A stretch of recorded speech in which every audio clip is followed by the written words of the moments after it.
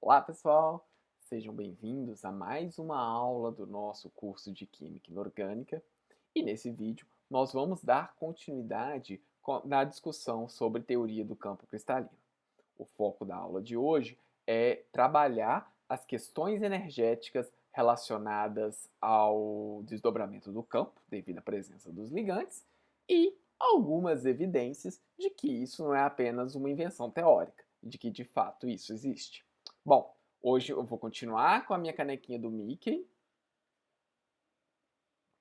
bonita, e em breve eu troco por uma outra. Bom, chega de conversa. Desliga o celular, fecha todas as abas, que a nossa aula começa agora. Bom, então, resumindo a história de teoria do campo cristalino, você tem 5 orbitais degenerados numa situação onde o seu íon metálico está na presença de um campo esférico. E quando você posiciona ligantes na forma de um octaedro, por exemplo, aproximando do seu centro metálico pelos eixos de coordenada, devido à repulsão entre o ligante, que é uma carga pontual, e os orbitais, eu vou ter um desdobramento do campo. Isso nós vimos na primeira aula. Na segunda aula, nós vimos quais são os fatores que vão influenciar no tamanho desse desdobramento, que é o que a gente chama de 10dQ. Então, depende do NOx do metal, depende do período onde o metal se encontra e depende também do ligante, sendo que do ligante a gente tem a série espectroquímica que vai me falar se ele vai provocar um grande desdobramento de campo ou um pequeno desdobramento de campo. Consequência é que quanto maior esse desdobramento aqui, mais difícil vai ser os seus elétrons ocuparem os orbitais EG aqui em cima. Eles vão preferir ficar em um orbital T2G. Só que ficar no orbital T2G a gente já viu, tem uma consequência. Eu vou precisar emparelhar os elétrons. E essa energia de emparelhamento vai ter uma... É um pênalti, vamos dizer assim, que você tem que pagar para poder colocar os elétrons embaixo. Bom, isso nós vimos na última aula. Para a aula de hoje, nós vamos ver quais são as consequências energéticas desse desdobramento de campo. Nós vamos ver que existe uma energia de estabilização dos elétrons quando você tem esse desdobramento do campo. Essa energia de estabilização, ela não é o que explica a formação de um complexo. De acordo com a teoria do campo cristalino, um complexo é um composto iônico formado pela interação entre a carga positiva do seu centro metálico e os seus ligantes de carga negativa. Contudo, devido ao desdobramento do campo, haverá uma estabilização extra. E essa estabilização extra, que é pequena, vale ressaltar, é chamada de energia de estabilização do campo cristalino, ou EECC, como aparece diversas vezes. Então, é isso. A energia de estabilização é uma energia adicional dos elétrons D devido ao fato deles estarem no campo octaédrico. Então, quer dizer, é a diferença de energia entre os elétrons no campo octaédrico com os elétrons no campo esférico, vamos dizer assim. Bom, então, vamos pegar, por exemplo, uma configuração eletrônica na qual eu tenho apenas um elétron. Quando eu coloco esse íon metálico na presença de um campo octaédrico, eu tenho o desdobramento dos orbitais. O orbital T2G, o orbital EG, sendo que essa diferença é o que a gente chama de 10dQ. Bom, esse elétron que estava nesse nível de energia, no estado sem ser no campo octaédrico, ele passa a ocupar esse nível de energia no campo octaédrico. A gente viu, né, que para manter o baricentro, cada orbital desse aqui abaixa de 4dQ e cada orbital desse sobe de 6dQ. Se tiver dúvida, volte no vídeo da primeira aula de teoria do campo cristalino, que isso está explicado lá. Então, o elétron, quando ele sai daqui e vem para cá, ele é estabilizado de 4dQ. Então, a energia de estabilização do campo cristalino vai ser de 4dQ. Lembrando, né, gente, que 10dQ é um valor que depende para cada complexo. E eu posso avaliar experimentalmente esse valor usando, por exemplo, espectroscopia na região do ultravioleta. Lá na aula 1 também tenho, mostrando para vocês que eu tenho essa transição aqui para cá, no complexo de titânio com água, que aparece uma banda bonitinha lá e eu posso usar para avaliar esse valor de 10 dQ. Se eu sei 10 dQ, eu sei o valor de cada dQ. Então, esse elétron aqui está sendo estabilizado por 4 dQ. E eu consigo fazer essa conta. Ok? Vamos pegar agora uma configuração eletrônica do tipo D2. Eu tenho 2 elétrons aqui em orbital D. Quando eu coloco esse metal na presença de um campo octaédrico, eu vou ter o desdobramento do campo e esses 2 elétrons passam a ocupar o orbital T2G. Então a energia de estabilização vai ser 2 vezes menos 4 dQ, que dá menos 8 dQ. Ok? Então observa, gente. Esse ganho de energia é desse estado em comparação a esse. E isso se dá devido ao fato dele estar num campo gerado por ligantes numa configuração octaédrica. Se eu tiver 3 elétrons desemparelhados, o que acontece? Os 3 elétrons vão ocupar um orbital T2G, e aí a energia de estabilização do campo cristalino vai ser 3 vezes menos 4 dQ, cada orbital estabiliza de 4 dQ, isso dá menos 12 dQ. Ok? Vamos pegar agora aquela primeira situação onde eu vou ter 2 configurações diferentes, dependendo do tamanho do 10 dQ, que é a configuração eletrônica D4. Se for D4 e um campo fraco, o elétron vai ocupar um orbital EG.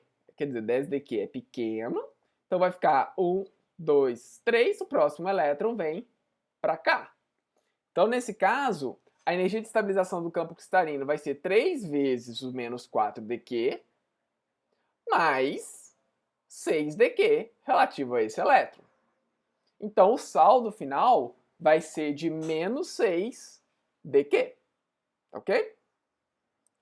Vamos para o próximo. Se eu tenho agora uma situação de campo forte, esse 10 dQ é grande, os 3 primeiros elétrons vêm para cá, certo? Eu tenho mais um elétron. E como esse 10 dQ é grande, esse quarto elétron vai preferir ficar também em um orbital T2G. Lembrando que para ele ficar aqui, eu tenho que pagar uma energia, que é o que a gente chama de energia de emparelhamento. A gente representa pela letra P. Então, a energia de estabilização no campo cristalino nessa situação vai ser 4 vezes menos 4 dQ, mais uma energia de emparelhamento, que é dada por P. Então, a energia de estabilização nesse caso é menos 16 dQ mais P. Tudo bem? Então, é isso que é a energia de estabilização. Lembrando, gente, que a energia de estabilização é essa configuração relacionada a essa. Então, qual que seria a energia de estabilização de um complexo de configuração eletrônica D6, né, um centro metálico de configuração D6, campo forte? Poderia ser, por exemplo, um complexo de ferro 2 com um ligante CO, que é um ligante de campo forte. Seria isso, né? Seria um complexo D6. Então, qual que vai ser? Bom, os 6 elétrons no estado do íon no campo esférico, vai ser isso aqui, né? E aí, quando eu desdobro o campo, vou ficar com 6 elétrons no orbital T2G, já que é campo forte, 10 dQ, ele é grande. Qual que é o valor da energia de estabilização do campo cristalino? Vai ser 1, 2, 3, 4, 5, 6. Então, é 6 vezes menos 4 dQ, mais as energias de emparelhamento. Quantas energias de emparelhamento eu tenho que levar em consideração? 1, 2, 3? Não. Por quê? Isso aí a gente sempre coloca quando a gente quer pegar alguém na prova. Lembra que é isso em relação a isso. Então eu já tenho um elétron aqui que está emparelhado. Então ele emparelhar aqui não tem nenhum custo energético adicional. Então, na verdade, eu estou emparelhando mais 2 elétrons. Então, vai ser 6 vezes menos 4dQ mais 2 energias de emparelhamento. Então, a energia de estabilização do campo cristalino vai ser menos 24dQ mais 2P. Tá claro? Cuidado, é sempre isso em relação a isso. E se for configuração eletrônica de 10? Bom, você faz toda a distribuição dos elétrons, vai ficar 1, 2, 3, 4, 5, 6. Então é 6 vezes menos 4dQ. Então é menos 24dQ. 1, 2, 3, 4. Lembra que os orbitais EG, eles desestabilizam por 6dQ. Então 4 vezes 6 dá 26dQ. 24dQ, perdão. Então a energia de estabilização do campo cristalino é zero. Qual que é a consequência disso? Bom, não existe nenhum ganho energético para os elétrons quando o complexo está numa configuração eletrônica D10.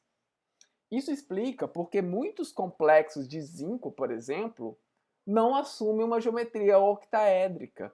Eles preferem ficar numa geometria tetraédrica, por exemplo. Por quê? Porque no octaédrico você tem 6 ligantes em volta do seu metal e você tem um ângulo de 90 graus entre eles. No tetraédrico você tem apenas 4 ligantes, sendo que eles estão a um ângulo de 109 graus e 48 minutos.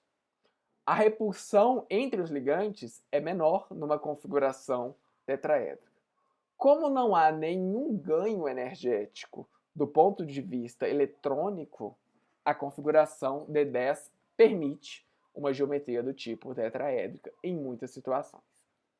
Fato semelhante acontece quando você tem um complexo D5 de spin alto. D5 de spin alto, você também vai ter 5 elétrons e a energia de estabilização também vai ser zero. Então também favorece complexos tetraédricos. Tá ok? Bom, eu estou fazendo tudo em termos de 10dQ, porque é a nomenclatura com a qual eu gosto mais, mas você também pode fazer tudo em termos de ΔO. Lembrando que em ΔO, cada orbital que estabiliza por 2/5 de ΔO, e cada orbital que desestabiliza por 3/5 de ΔO. E aí, quando você vai fazer os cálculos, você vai chegar, né, nessas mesmas configurações eletrônicas aqui. Então, eu deixo aí de para casa para vocês, pausar aqui nesse slide 8 e fazer a conta para cada uma dessas configurações em termos de ΔO. Você tem que chegar nesses números aqui. Tudo bem? Vamos fazer um exercício. Vamos pegar o manganês 3+, e vamos considerar ele num complexo com 6 moléculas de água. Nesse complexo, o 10dQ é de 250 kJ por mol, que eu já avaliei usando espectroscopia na região do ultravioleta visível. Para o manganês 3+, gasoso, a energia de emparelhamento é 300 kJ. E no íon, esse valor é 20% menor. Esse último fato aqui, tá, gente? Para o manganês gasoso é 300 e no íon é 20% menor. Isso é um efeito que a gente chama de efeito nefelaucético. Essa é mais uma evidência de que existe covalência na ligação metal-ligante. Por quê? Porque se você assumir que a sua ligação é totalmente iônica, os seus elétrons no orbital D do metal, seja ele livre, seja ele no íon complexo, eles vão estar no mesmo orbital. E esse orbital vai ter o mesmo tamanho. Então a energia de emparelhamento, seja no estado gasoso, seja no complexo, deveria ser a mesma. Como a energia do complexo, a energia de emparelhamento no complexo é menor, isso é uma evidência que o tamanho do orbital está aumentando. Se ele aumenta, né, tem mais espaço para os elétrons, então eles vão encontrar menos um com o outro, a energia de repulsão vai cair. Isso só acontece porque há uma interação covalente entre o metal e o ligante. Então, a primeira pergunta é, o complexo formado é de campo forte ou campo fraco? Quero o diagrama mostrando os orbitais D, né? E as distribuições eletrônicas. E depois eu quero calcular a energia de estabilização. Então vamos lá. Primeira coisa, o manganês 3+, ele é um complexo, é um meio metálico de configuração eletrônica D4. A energia de emparelhamento, ela é 20% menor do que 300. Isso equivale, então, a 240. Então, a energia de emparelhamento, ela é menor do que o valor de 10dQ, porque 10dQ é 250. Então, esse complexo, ele vai se despir embaixo. Ele vai preferir emparelhar do que jogar o elétron para o orbital acima. Então, quando você coloca isso num campo octaédrico, vai ficar dessa forma. Ele vai ser paramagnético apenas de 2 elétrons desemparelhados. E aí eu consigo calcular a energia de estabilização. Então vai ser 1, 2, 3, 4, então é 4 vezes menos 4dQ, mais a energia de emparelhamento no complexo. Então vai ficar menos 4 vezes 25. Por que 25? Porque 10dQ é 250. Cada dQ é 25. Então é 4 vezes 25 mais 240. Então a energia de estabilização nesse caso é de menos 160 kJ por mol. Tá claro? Bom, vamos fazer o mesmo agora para esses complexos aqui. Hexa-aqua cromo 3, hexa-aqua ferro 3, hexamin rutênio 3 e tris de piridina níquel 2. Então vamos fazer esses cálculos agora. Eu quero calcular a energia de estabilização e aqui nesse caso, como eu não dou o número, você vai escrever energia de estabilização em termos de dQ ou ΔO, se você preferir, e energia de emparelhamento. Então, tá aqui. Essas vão ser esses aqui são as configurações eletrônicas dos seus íons metálicos. E aí, se você colocar os orbitais vai ficar dessa forma aqui. Então, vamos lá. Primeiro, vamos pegar uma caneta aqui. Cromo de configuração D3. Como é que vai ficar? 1, 2, 3. Então, a energia de estabilização, a EECC, vai ser 3 vezes menos 4dQ.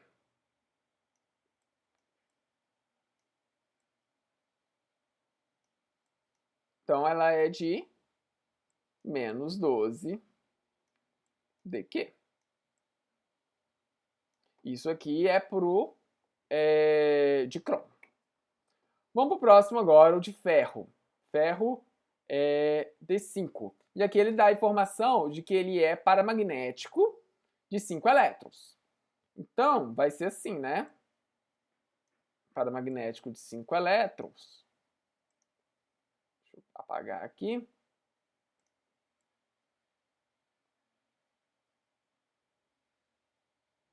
Então, tá aqui.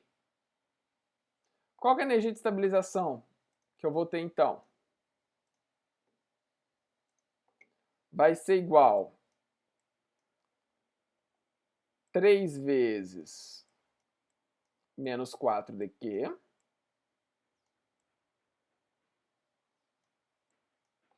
mais, aqui é dQ, tá, gente? Desculpa. 2 vezes 6dQ.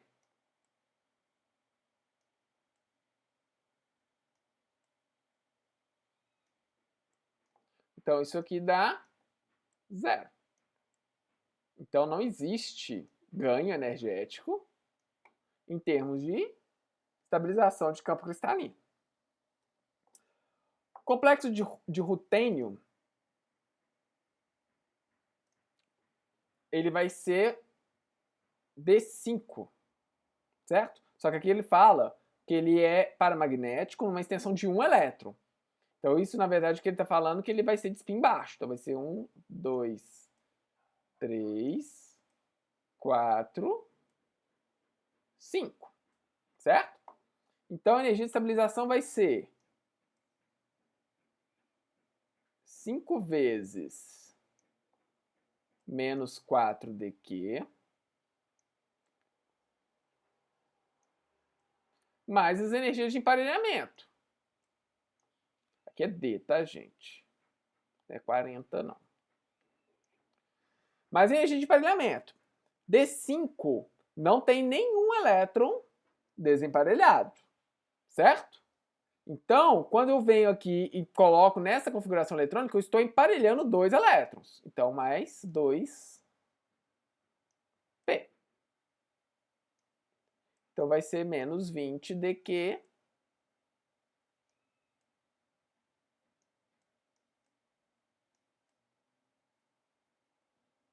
mais 2p. Tudo bem? E agora, configuração eletrônica D8, no caso do níquel. Só apagar. Configuração eletrônica D8, como é que vai ficar?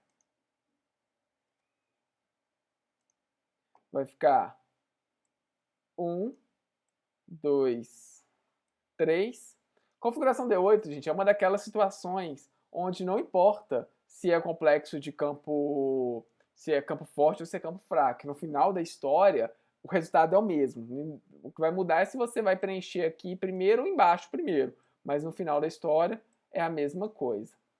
Então, tá aqui. Qual que é a energia de estabilização? Vai ser 1, 2, 3, 4, 5, 6. Então, é 6 vezes menos 4 dq mais 2 vezes 6 dq. Desculpa por esse D horroroso. Tem energia de emparelhamento? Não. Porque quando você vai para a configuração eletrônica D8, com os 5 orbitais degenerados, você já tem 3 elétrons ali que estão emparelhados. Então, não tem energia de emparelhamento nessa situação. Então, é menos 24 mais 12, menos 12 dq. Tudo bem, gente? Bom, deixa eu só passar para o meu laser. Então, tá aí alguns exercícios. Façam mais, tenta fazer para outros complexos que vocês se depararem, calculando essa energia de emparelhamento. Bom, agora, será que isso é verdade mesmo? Ou será que isso é só uma invenção teórica da nossa cabeça? Eu tenho várias evidências que mostram que essa energia de estabilização do campo cristalino ela é real. Uma delas, eu posso olhar a energia de hidratação de alguns íons. A energia de hidratação você consegue calcular usando uma fórmula eletrostática. E aí, então, ela vai depender diretamente do tamanho. Vocês podem ver aqui que o tamanho, né, vai diminuindo quando você vem aqui do cálcio até o zinco, que são os metais do terceiro período da tabela periódica. Então, o tamanho dele está aumentando. Então, você espera que a energia de hidratação vá aumentar também. Eu posso aproximar essa energia de hidratação como sendo a energia de formação do hexaaqua complexo, porque é onde as moléculas de água vão estar mais fortemente ligadas. É uma aproximação, mas funciona muito bem. Quando você tem a água ligado aos metais da primeira série de transição, ou cálcio aqui, que não é de transição, mas enfim, está no terceiro período também, você vai ter a formação de complexos de spin baixo. Numa situação de complexos de spin baixo, você vai ter essas energias de estabilização. Então, quando você não tem nenhum elétron D, você vai ter 0, né, de energia de estabilização. Se forem 5 elétrons, é aquele caso de spin alto, né? Eu acho que eu falei spin baixo no caso anterior, desculpa. É campo fraco, spin alto. Então, aqui, 5 elétrons, também energia de estabilização 0. e você tem aqui 10 elétrons, energia de estabilização 0. O que é interessante? Interessante é que essa aqui é a curva da energia de datação. Em pretinho aqui são os dados reais. Em pontilhado são os dados calculados usando o modelo eletrostático, ou seja, depende apenas da carga das espécies envolvidas, o centro metálico e a água, e depende da distância entre eles. Observe que quando eu não tenho nenhum elétron, bate o resultado teórico e experimental. Quando eu tenho 5 elétrons, bate o resultado. E quando eu tenho 10 elétrons, o resultado também bate. Todos os outros resultados desviam. E se você for olhar esse desvio aqui, ele vai equivaler certinho a 8dQ, 12dQ, 4dQ. Então essas curvas de 2 braços aqui batendo sempre que o resultado de energia de estabilização seria 0, são evidências de que você tem sim uma energia de estabilização do campo cristalino. Então essas curvas de 2 bracinhos aqui, elas aparecem algumas vezes. Essa é uma evidência de que de fato isso não é apenas uma construção teórica. Os elétrons, eles são estabilizados. Como esse modelo aqui pontilhado, ele só é eletrostático, ele não leva isso em consideração, a estabilização dos elétrons. Não existe elétrons no modelo eletrostático. Então, o fato de ter um desvio nesse padrão e bater quando é 0, 5 e 0, lembrando, né, que é 5 spin alto, então a energia de estabilização é 0 também. E D10 também é 0. É uma evidência. A mesma coisa acontece quando você calcula a energia de rede de alguns metais usando a equação de Bohr-Landé. A equação de Bohr-Landé é a mesma história, ela só leva em consideração as cargas do seu centro metálico. Não tem elétrons. Então, se você analisar, você tem a mesma história aqui, ó, uma curva, diminuição, outra curva. Se você for usar o modelo eletrostático, você vai ver que vai bater para D0, vai bater para D5 e vai bater para D10. Olha a reta passando aqui, ó. Então, esses desvios que acontecem são devido à energia de estabilização do campo cristalino. Uma outra evidência que nós temos está relacionado ao tamanho dos íons metálicos. E aí você vai ter umas curvas nesse padrão aqui. Então observe que aqui nesse meio você vai ter 2 tamanhos que sejam possíveis. Um tamanho menor, que acontece quando você tem complexos de spin baixo, e um tamanho maior quando você tem complexos de spin alto. Por que isso acontece? Porque quando você vem aqui para os complexos de spin alto, os elétrons eles são jogados em orbitais EG. E os orbitais EG, eles estão na direção do ligante. Então, por consequência, quando você popula o orbital EG, o seu ligante vai ter uma repulsão maior e ele vai acabar se afastando. Como a distância é a separação entre o ligante e o metal, essa distância também aumenta. Então tá aqui, ó. Quando ele segue esse caminho de bolinha aberta, é a configuração de spin alto. Quando ele vem aqui para a configuração de bolinha fechada, vai ser spin baixo. Então, basicamente, é essa a ideia. Se você tiver manganês ligado a um fluoreto, ele vai ter esse tamanho aqui. Por quê? Porque vai ter elétrons em orbitais T2G, que vai expulsar os fluoretos e ele vai ficar mais longo. Já se ele estiver ligado a um cianeto, que é um ligante de campo forte, ele vai ficar menor. Porque os elétrons não vão estar em orbital T2G.